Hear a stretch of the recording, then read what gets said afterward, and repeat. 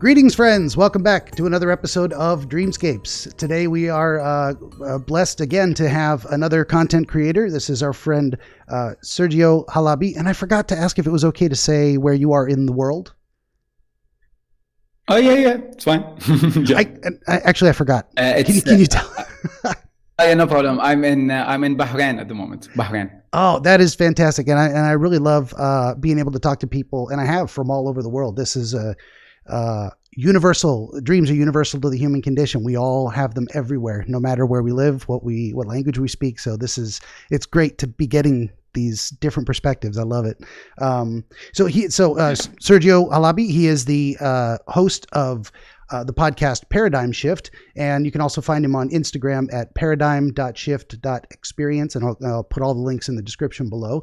And as per my usual process, we're just going to jump right in. Sergio's going to share his dream with us, and we're going to see what we can figure out. So go ahead and start whenever you're ready. All right, thank you so much. Actually, I feel like I'm going to have a challenge for you this episode, because my dream, I personally go into a lot of philosophical and spiritual stuff that usually matter to me a lot. And while dreams usually have a lot of like a psychological explanation based on experiences or what we've been through, this dream in specific, the one I want to talk about, is very, very different than anything I've ever had.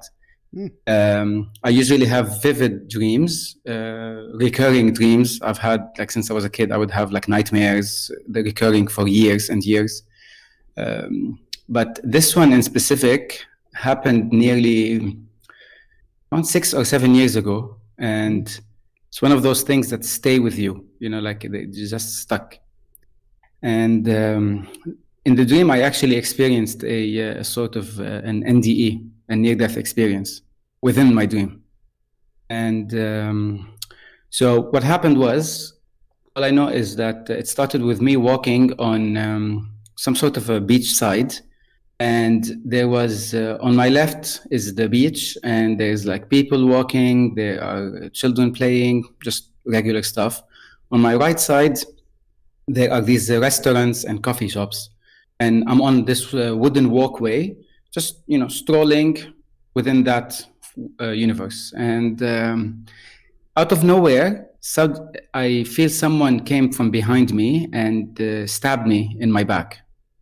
So they stabbed me in a very specific place, which I'll talk about a bit later. But they stabbed me and they kept running away, so I couldn't see who they were. Now, when I felt the pain, and like my whole back kind of like went to spasm, and I fell to the ground, I looked to my right and saw all these people who were sitting in a restaurant, and I was trying to call them, but they didn't look at me. They didn't hear me calling out.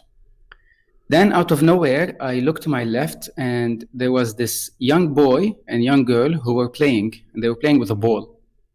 And they looked at me and they saw me. So they dropped the ball and they ran towards me. And the moment that they put their hands on me, I realized what was happening, that I was dying, and that this boy and girl were like two angels. So I immediately connected, everything that was happening, and it just made a lot of sense to me at that moment that this is what was happening. And I remember that the girl sat behind me. She kneeled down and put my head on her lap. And while the boy was sitting next to me, holding my hands with his hand, like he was just holding my hand. And they were both telling me, it's okay, don't worry, you're fine, you're going home, everything will be okay. And the moment that they said that to me, I had this unbelievable, it was overwhelming feel of peace, and it was euphoric. And it was like, I felt, it doesn't even hurt anymore. It doesn't feel like I'm worried or scared, or I just knew that this is a process, that this is like a passage that I'm going through. And it just felt like I'm really like I'm going home. And I remember that it was really fast, but at the same time, it was really slow. So I can't really explain it. But I remember that I started seeing on the like next to the walkway, so on that beach, I started seeing everyone I knew in my life, and everyone was just looking at me. So no one was talking, no one was saying anything. They were just looking at me, but we kind of like understood what was happening. So we all were at such peace that honestly, I haven't experienced before, and I haven't experienced since. It was just like, felt like everything was happening the way it was meant to happen. And I didn't want it to end. Like it was something that I just wanted to keep experiencing and keep experiencing. But sadly, I woke up right after that. And what's weird about what's stuck with me since that dream is that there is a spot in my back that till now is very sensitive. So I discovered that I have a very soft spot. After that, within a year or two, I went for a full body massage, and whenever the masseuse would massage that part, I would completely I couldn't move. It was like paralyzing. And I had my girlfriend. This was a couple of months ago because it came up again, and I had her record how my muscle reacts when someone touches that part, and it actually it moves. My muscle, it's like it was injured, and it moves. So I can't have anyone touching that area, even if I'm touching it myself, like right now. It becomes it's a very weird feeling, and I didn't have this before that.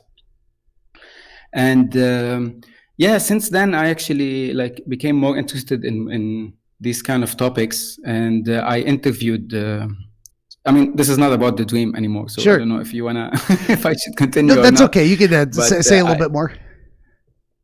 Yeah. So, but just that I spoke with a very close woman, an older woman who actually went to a cardiac arrest, and she kind of died for 20 minutes, and she talks about an experience that she went through as well, an NDE, and she described most of the stuff same as me, and this has happened after I actually had the dream, where she was talking about the same level of peace and how she knew where she is and how she was surrounded by people and felt all the love and everything. So I just wanted to bring that out. And that's the dream. Okay. Yeah, definitely. Okay, so we've let me do this here real quick. 40, 32. I don't know. I usually shorten these up a little. We had such a great little conversation in the middle there too. I mean, I guess anyone who's watching the shortcut of this should probably go back and watch the whole thing. I cut out that second part sometimes to let people. You want to watch an hour video instead of a 2-hour video? That's fine. Give the viewers some options. But this one, I don't know. I have a hard time cutting anything. Yeah. So okay, so that's Sorry about that. No, that's okay. It's all fascinating. I'd rather have more to talk about than just be whistling at the wall. That's the end of the second pass, basically. So we opened up a bunch of new stuff, and then we get into, okay, what the heck does all that mean? The first thing I usually like to ask people is, now that you've been through it a second time and you remembered some specific things that maybe weren't on the top of your mind when you went through it the first time, is there anything new that occurs to you in terms of the meaning, in terms of connections you made, before I start making my own suggestions? I mean, I don't know from which aspect you would be asking the question, whether it's from a psychological one, a spiritual one, or whatever. To me, I would think that, because I've tried to analyze it so much, Sure. You know what I mean? So now I've remembered some new details, but I've never been able to get any kind of a concrete answer, or I just know that it kind of put me on a path, I woke up a different person, Sure. My interests, I've always been interested in anything that is beyond and the metaphysical, and Matrix is my number one movie ever, all time. That's in my top 10. Always. Yeah. That movie like changed me. I watched it when I was 15, and like I remember coming out of the cinema, I was like, I'm a new person. Like it really Yeah. changed my life. Like that's the only movie that ever made that much impact on Well, my we life. were talking about that earlier. That's the mind blown by ideas you've never considered before. That's what Yes, The Matrix did. exactly. Mostly it said, here's a bunch of things that will change the way you see the world. The world isn't different. Now you have new eyes, in a way, is kind of how I put it. Yes, So, exactly. yeah. Exactly. Oh, I Which love is that. the perception, basically, how because the whole world is how you perceive it. It's not what it really Yeah. is. It's just, each person sees it in a different way. But so when it came to that dream itself, I did feel that afterwards my research and my interests have deepened and became much more, wanted to know exactly like what could this mean. I've started researching near-death experiences. I've spoken with people. It was interesting to me how things happened after the dream. For sure. Yeah. And it does seem like that. I mean, the first thing sort of when I asked you if you thought about it, you came to the Matrix thing. We talked about the eye-opening thing, and it seems like this did spark an interest or represented some kind of a turning point in your in a more spiritual quest. And you asked about do I look at things from a psychological or spiritual perspective? I think in my understanding of psychology is that it encompasses the entire human experience, which is we're spiritual creatures, at least in our quest for understanding and trying to put the pieces together of what we experience around us. So I don't discount any of that.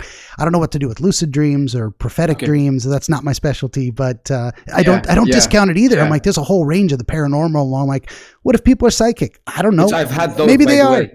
Yeah. I've had lucid dreams before, and I've had prophetic dreams before, and I've had all of those. So like, yeah, I wish I could tell you what to do with that. Oh I got no idea. That's way outside. I'm like, but that just blows my mind. I'm like, that's cool. I have no comment. I don't know what to do.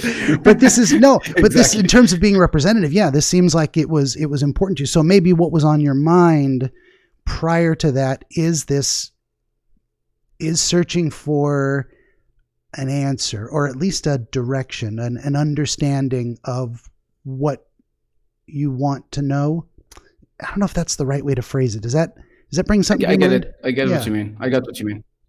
Yeah, it's like because you could be interested in stuff, but given the nature of those stuff, because it's not like if I'm going into the spiritual or the philosophical aspect, there is no physical proof of anything, right? So it could it's just like thoughts and ideas and experiences, and you always kind of like have these thoughts in your head, like, is this real, or is just making everything up, or like this kind of thing. So I've always been fascinated by that, but I've never actually it was never concrete to me that yes, pursue this, there is something there, even not on the physical realm, for example, or anything like that. Like there is some knowledge there somewhere that you need to delve into.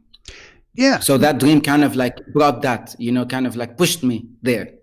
Yeah. And that's kind of how I conceive of dreams, is like it's, which makes it difficult to address the prophetic or lucid side of things. Cause the way I conceive of it is definitely every dream has a reason it happened and a meaning it's conveying, in the sense that you have thoughts and desires and human experiences in the daytime. And when you shut down your external senses and you're in your mind completely and cut off from the physical, that's when you kind of process all that experience and you try and decide how you understand it. So that's kind of my understanding of dreams in general, is that it's this like your brain's doing a little puzzle in the dark. You're like, does that go there? I don't know. How about over here? What picture does that form if I put these pieces together in this way? Yeah. So I was going to ask if you said this dream happened about 6 or 7 years ago. What were you going through? Oh, we're about to get a kitty visitor. Don't walk on the keyboard. Don't walk on the keyboard. This is Cece. Keep walking, son. Keep walking. Hi. I think she knows whenever you're. I think she knows when you're recording to pass by in front of. Oh yeah, for sure. This one's been sleeping on top of the computer. I'm like, don't hit the power button, please don't hit the power button. But I don't want to be mean because there's the exhaust fans and the cat's happy and warm. I'm like, that's good. Just sleep. So okay. Choices. Yeah, I know, right? That's okay. Yeah. So I was going to ask if anything happened specifically 6 or 7 years ago that was leading you towards this type of an experience in your dreams where this is the puzzle, the picture that the puzzle put together. To be honest, not really, because I usually do notice these things. So I would, like, if I'm going through something and I have a dream about it, or have a dream which is like weird or whatever, I would wake up and start thinking like, okay, why did I have this dream? What does it mean? Is it because I'm going through this or something? So I usually do make notes of specific stuff. But for this one, I don't recall that there was anything out of the ordinary or something more stressful or something more happy or and just like normal night, went to sleep, woke up like that. So fair enough. There wasn't anything specific. No specific traumatic event, etc. No. But was this a period in your life where you were starting to consider the philosophical and the spiritual more? Is this a time in your life when that kind of started to become more interesting, relevant for some reason? Well, I mean, it's always been interesting and relevant to me. So ever since like I was a teenager. I think it was actually the opposite. I think maybe around that time it was kind of dying down. So I got more busy with life. I had at the time I was married, so I actually gotten married and moved to another country, and like life took over. And at the time things were kind of like became a bit mundane, if you want. You know, like, so it was, I wasn't in active pursuit of anything philosophical or spiritual or anything. Fair enough. Just like going through life. So it was kind of like a re-spark of it, actually. Yeah. And it was actually the opposite. It wasn't that these things had become more important. It's that they had become less, I won't say less important, because there might be something going on there with the idea that they had become less active in your life. Yes. And so maybe you even felt the lack of it. And so this dream maybe came back to say, don't forget, these things are still important to you. That is possibly something. And when you say mundane too, is like we get into the daily grind. I wake up, I go to work, I come home, I have dinner, I go to bed. Was this all there is? And then we start looking at maybe there's more to life, and there's more purpose and meaning. So maybe the idea of falling into that grind, and then this dream comes back to say, these things are still important to you. What are you doing? Are you going to do anything about it or not? That might be in terms of why the dream came back or why it occurred. That makes sense, because it also like justifies how intense it was, because it kind of needed like a to shake me. Hey, like, wake up. Yeah. I'm still here. If it was just like a regular dream, I would be like, okay, just, like, I'll go back to my normal life. But this was like, whoa, what just happened? You know? So that does make sense. And if there's if I'm remembering my Freud correctly, I'm probably going to feel free out there to tear me up in the comments if anyone hears me say this and it's wrong. But I think there's a Freudian concept called a reaction formation, which has to do with repressing certain things, and then that pops up in other ways. I might be getting the terminology confused, but if you say attempt to forcibly keep some ideas out of your mind and you choose a certain path, you're like, I'm not going to worry about that right now. If they remain important to you, they can be suppressed, but then the kind of the intensity of the rebound that you experienced in this dream may relate it to how deeply you compressed the spring when it got loose and came back. So it might have something to do with it. It makes sense. Yeah, that kind of needs to bounce back to where it originally was. Like it was suppressed for a long time or heavily. Like it needs to shoot back up. So it makes sense. Yeah, and we all kind of suppress things. We have to every day. There's only so many things you can pay attention to. We have a fantastic new term that's come into my awareness over the last few years, is the idea of mental bandwidth. You can only upload and download so much information in your brain at a time, and you hit your limit of like, I can't process anymore. This is as much as I can handle. And your brain has to also kind of prioritize. Well, is this more important or is that? And then it gives like priority content management in a way. So you can only do so much. Yeah. But in terms of the specific imagery of the dream, so we talked about the general idea of what was maybe happening in your life at the time and why it came around, but then why in this form? Why was this form important to communicate this message? It is interesting that you say you put it on, your brain put you on a beach where there was no ocean. I still don't know what to make of it. It was there, but it was not seen. Yeah. Interesting. But then a beach of happy people doing their thing. I mean, they weren't screaming in terror. They were playing and having a beach day. And then restaurants as well. Do you have any particular associations with the seaside, the ocean, the beach, the boardwalk? Is it a place you've been before, a place you'd like to go, a place that represents something else in your mind? I mean, honestly, not really. I'm much more of a mountain person. I don't like to go to the beach. Like, I only go to the beach because my son wants to go, so I have to take him, or like when my friends call me up and they plan, I'm like, okay, fine. But I would never plan a trip to the beach. Like, to me, it's boring. I love the mountain. I love the forest, the greenery. I love to go up, so I don't really like anything beach related. Interesting. Okay, that is interesting. So there's when at the time you had this dream, was your son already born? No, not yet. Oh, okay, gotcha. That was just an idea that maybe because of the sun, the beach, but excuse me. Swallowed some spit wrong. It happens. Yeah. It is. I'm kind of the same way. So I'm trying to pick out separate my own thing. I'm more of a mountains and rivers and lakes type of guy myself too. I like, being up in the trees, and the ocean's kind of like, there it is. It's big. I don't want to go in there. And I don't like getting sand in my underwear, all of that. Yeah. So there's some people who are like, they just love the beach, the sun, the waves, and the smell. The smell I hate too. So I want to put all that out of my mind and try and focus on your experience, but you're finding the same way. Yeah. So there may be something about putting yourself in a place you don't want to be for the experience of this dream. I don't know what that means. And the idea that you couldn't see the ocean, you didn't want to, or it was not able to be seen, or it wasn't relevant to the scene itself. I don't know if anything comes to your mind when you think of it from that perspective.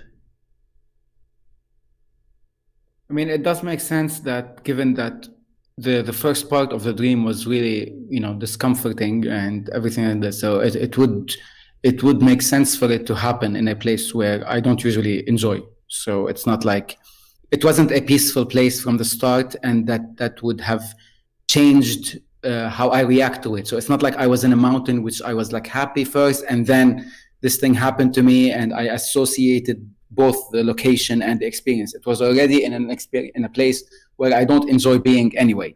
So I kind of, it's interesting to see that it's like the place was related to the experience that I was going to have. Yeah, and it kind of makes it easier to say, let go. Well, I didn't want to do that anyway. I don't want to be here. That's fine. I'll let that go. It's not that hard to let go. I like that. That's what I was thinking as well.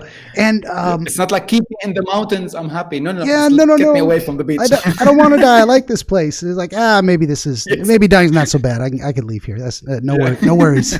Get me away from the beach. That was a thought that occurred to me along the line. But then also this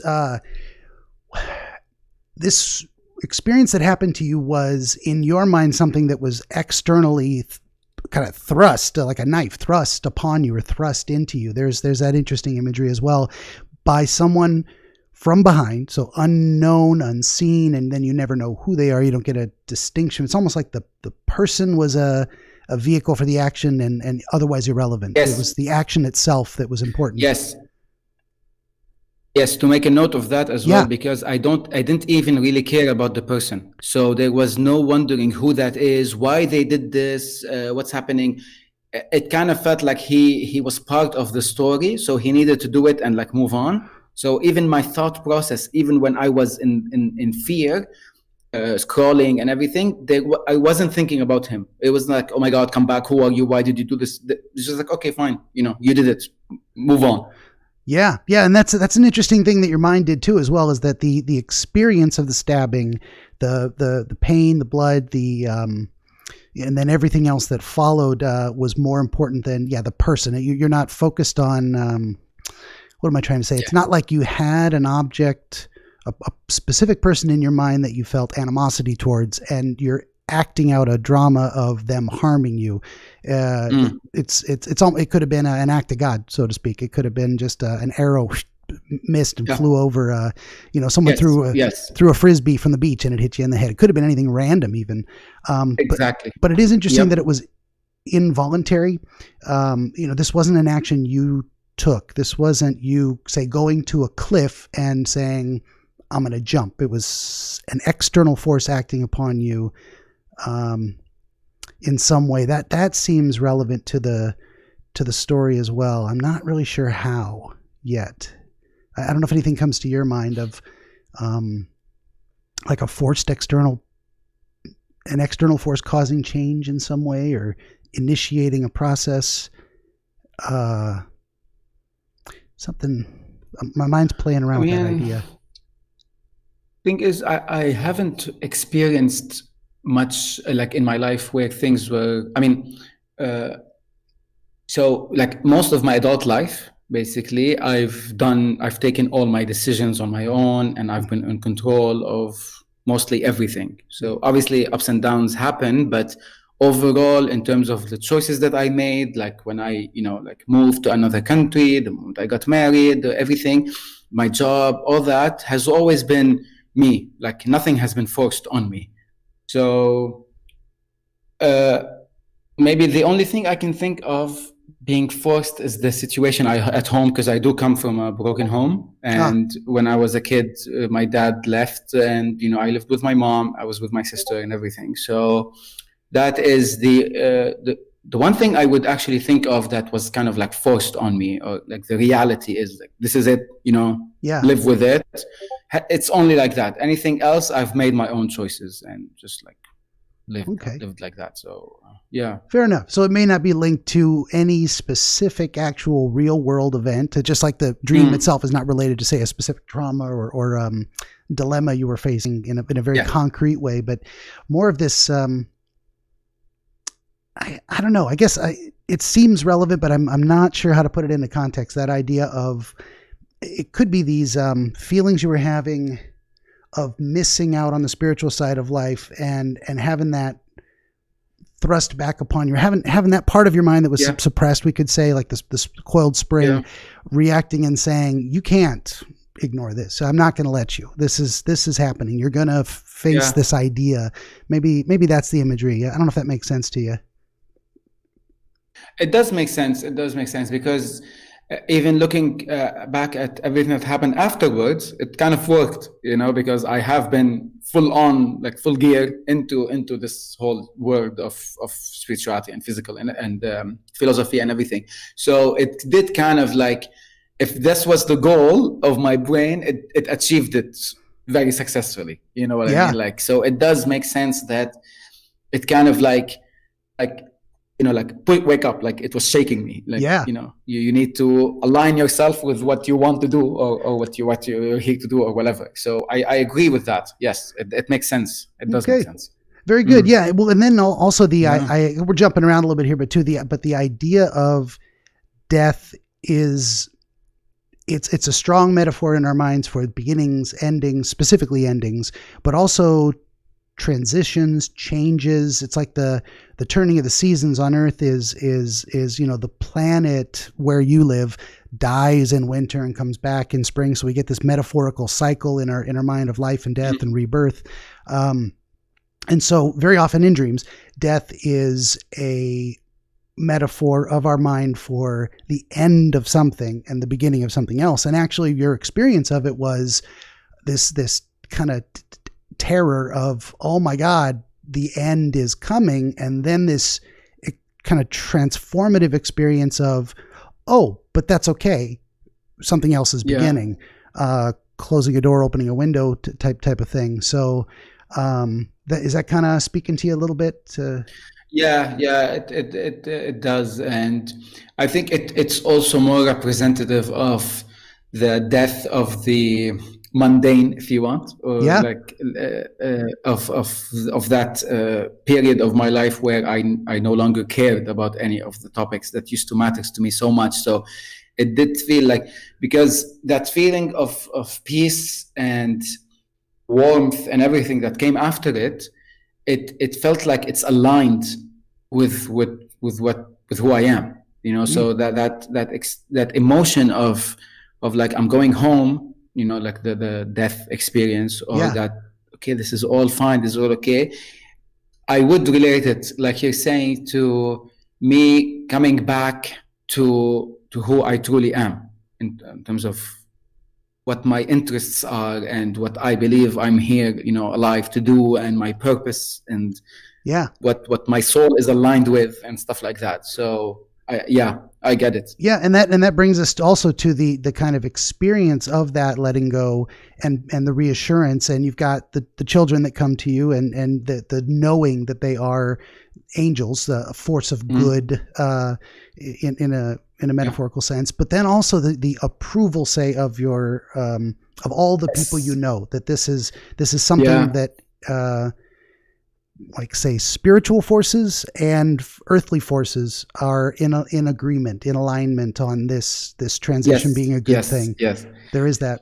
Well, I was just thinking about it now, actually, before you said, because I was thinking that actually the approval of those people and their blessing and how they accepted this, it does align, because it kind of tells me that whatever path that I'm going to be on now will actually be beneficial to those around me, and those who I love, or who love me, and those people in my life. So it's kind of like, it's showing me that the path that I will be on from that moment will lead to good for me and for them. So we are all in kind of agreement with each other. Like, they're seeing me back on track, basically. Yeah, for sure. Definitely. Or at least in your mind, this is what you were thinking, experiencing at the time, is that so when I say that spiritual and physical forces aligned, I want to separate that from making a declarative statement about the real world, saying this is, in my opinion, or in truth, the way it should be. But that in your mind at that time is like, to satisfy these two needs, to reconcile them in some way, was being applauded by the dream figures. So I think that's very important too. Yes. And then we keep bouncing back and forth too, but thank you. But I've got some other notes too, in terms of the, I thought it was an interesting imagery to say, rather than, why did your mind choose, say, you got stabbed, you collapsed, and you started to crawl. You didn't go to the beach. You didn't head that direction. You went to the people busy about their own lives who ignored you. And then there's that imagery as well of putting your hand on the step, which steps are often very metaphorical, of climbing towards a goal, or in some senses an obstacle that needs to be traversed by effort. There's a lot of different ways to look at it, but you just put your hand on the first step and you're like, this is never going to work. This is not even the direction I need to go. And these people don't care. Yeah. They're not even looking at me. They don't hear me. They don't want to. They're busy with their own lives. There seems to be something in there as well. I don't know if that brings anything to mind. Honestly, not really, in terms of like how it would be a reflection of something that I was going through, because I'm very blessed with the people around me and my friends and my family and everything. So I don't have these, like, any abandonment fear or stuff like that. Like, I don't have that. So it surprises me that I would kind of reflect that in a dream where I would feel like I'm not heard or I'm being ignored, because I don't feel that on a daily basis. Sure. So in your personal circle, I'm really blessed in that aspect. So in your personal circle, you've got a good, social group and friends and family who care about you. There may be something in there metaphorical of the world itself, like the rest of the population that don't know you, that if you were to look to them for help with this experience, look for them to solve it, contribute, save you in any way. Well, I'm not someone who asks people for help. Sure. So I don't know if that is, if it means I find it very, very, very difficult to ask anyone for any sort of help. Like, yeah, I don't like to do it either. Kill myself doing it than just asking, hey, can you help me with this or that? So I don't do that at all, like even till now. So I'm not sure if that could be any meaning. Is there anything there? There may be something in your mind just in general, or there was at the time that just recognized that if you go, it's the idea of looking in the wrong place and how quickly you realize that was the wrong place. And that, and also there's something in there that you didn't turn to the beach for help. There was something about this human civilization. There's like business and there's people and they're busy and it's specifically restaurants. But you didn't go to the people on the beach as in looking for help from the people on the beach. I don't know what it feels like there's something in there about why that choice, but we may never get it. There's some images I'm like, I can't put it together. But it is interesting that once you it's an interesting note. Yeah. It's an interesting note. Yeah, I mean, maybe you'll think about it. You come up with something. You can always leave a comment in the video description. You know, if it occurs to you, or it might occur to you. And don't forget, viewers, this is another content creator. He's got his own show, so he'll probably have some comments on this. You should definitely check out Paradigm Shift, his podcast. Thank you. But it is interesting as well that say you turned in a direction that you quickly realized was not the right path. It wasn't going to get you what you need, and then. Kind of just like the involuntary stabbing that was thrust upon you, the solution or the solace comes from the beach in the form of these two children, and that you didn't ask for it, you didn't seek it, you didn't crawl towards it in your fear and pain. It came to you. Yep. In the same way. So it seems like there's a repeating theme in that. Is that bringing anything to mind? There could be actually, yes, because. Now that I think about it, the people who are in restaurants and just going about their lives, I think this kind of represents to me basically like the whole world, or everything that is like even an aspect of me that I was going through at the time. So it was just like this going on about your dates, doing the regular stuff, going out, eating out, so nothing special about them. And I think that kind of is a good reflection to what I didn't want to be part of anymore, like that. So I think that there could be something there, because I immediately okay, you're not going to help me anyway. Like I kind of knew you were not going to help me.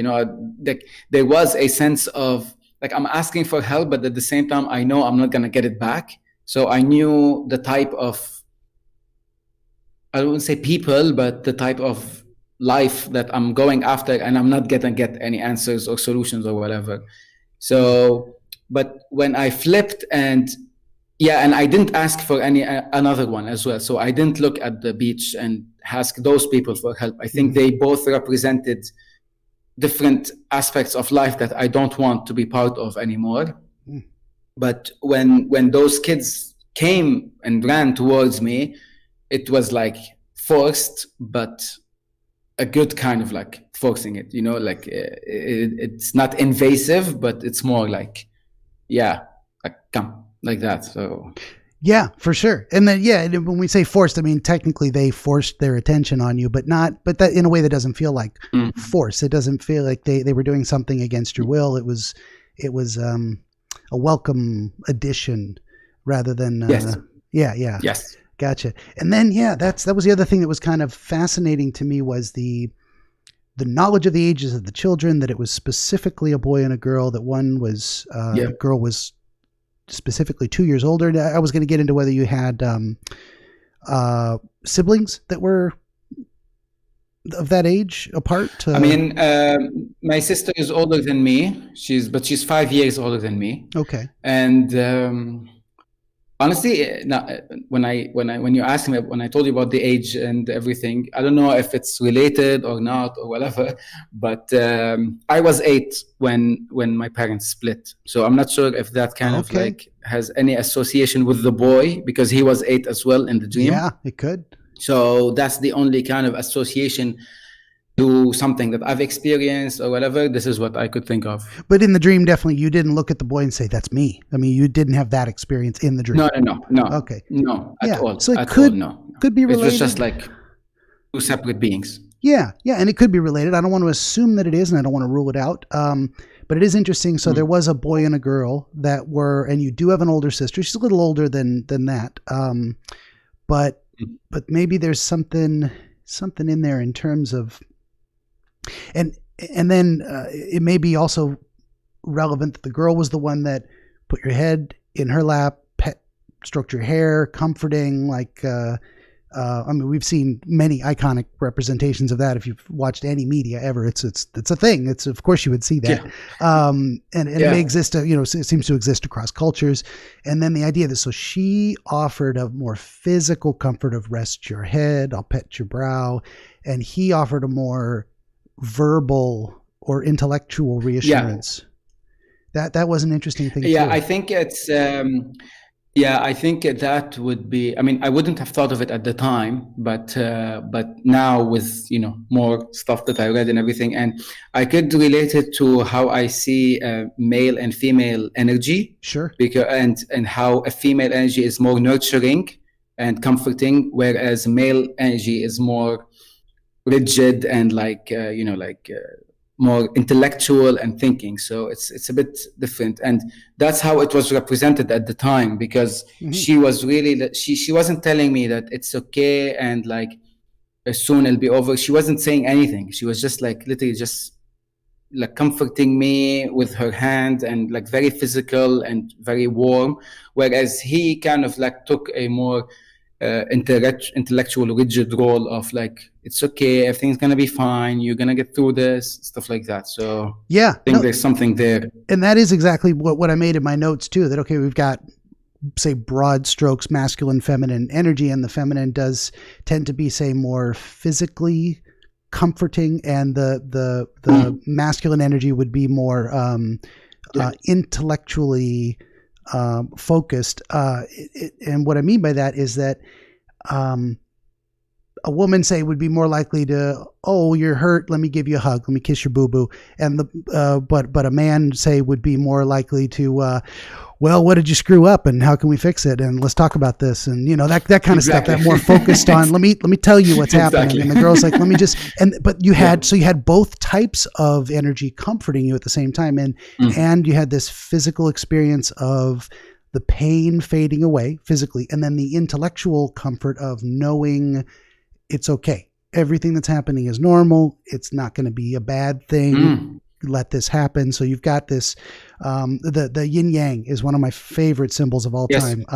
And actually I've said this before, it is, in my opinion, the earliest symbol representing the name of God, in my opinion.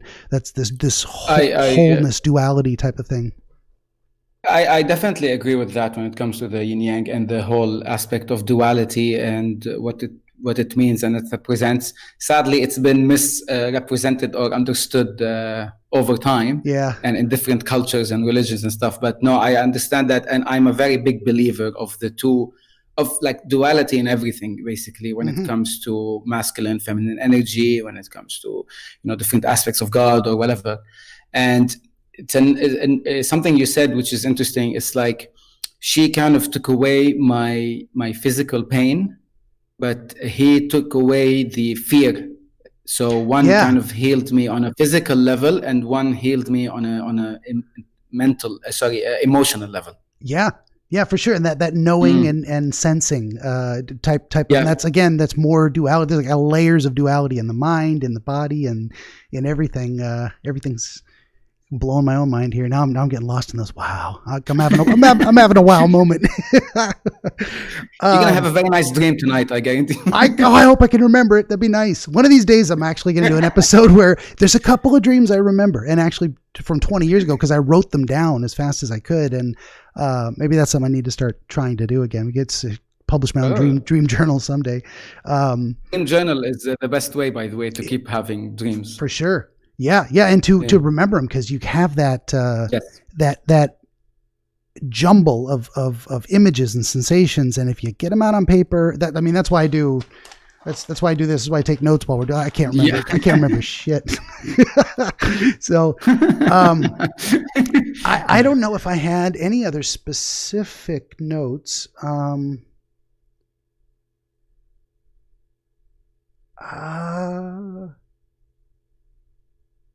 No, I mean, I think that probably was everything I had off the top of my head. Like I make these little carrots when I'm going around. I think I hit all the little high points that seemed relevant to me. Is there more imagery where you're like, you want to look at a second time or take a sharper focus on, or more things you want to try to understand? Not really, actually. I have a very like a more holistic view of it now. It's kind of like you said, because there is a spiritual aspect to it, and there is a psychological aspect, and I feel like in a way I'm more in peace, and I like the fact that they overlap each other. You know what I mean? Yeah. It wasn't just like, oh, a repressed memory coming back in this form. I'd be like, okay, I've had those all my life, like whatever. But and it's not just like some prophetic dream or something that would not be able to analyze or understand. But I feel like there is a very good balance, yin yang, back to that, of the spiritual and the psychological, because it was like I needed a sort of like a wake up call to come back.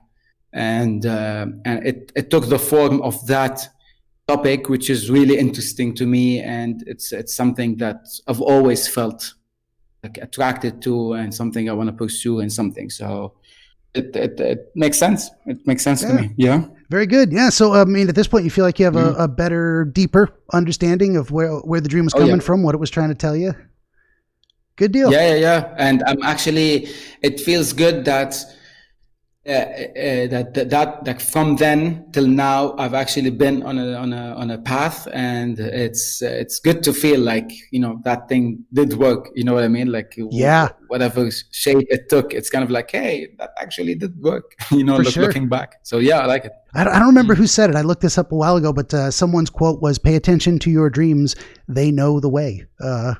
They are trying to tell you something, nice. Whether you think they're coming from God or a spiritual source or prophecy. I'm going to use that for my next episode. Or Do something. it. For sure. It's not my quote, but I love it. I can't remember who said it. Well, yeah, I think we got to a pretty good place. It didn't take all day to get there, and I don't need to keep you forever. Yeah. So yeah, just in conclusion, I guess I will say, dear friends, that is another episode of Dreamscapes. We had our friend here today, Sergio Halabi, and he is the host of the podcast Paradigm Shift, which you can find on Instagram at paradigm.shift.experience, the full word there. Anything else you'd want to say about your work, about your connections, any other ways for people to find you?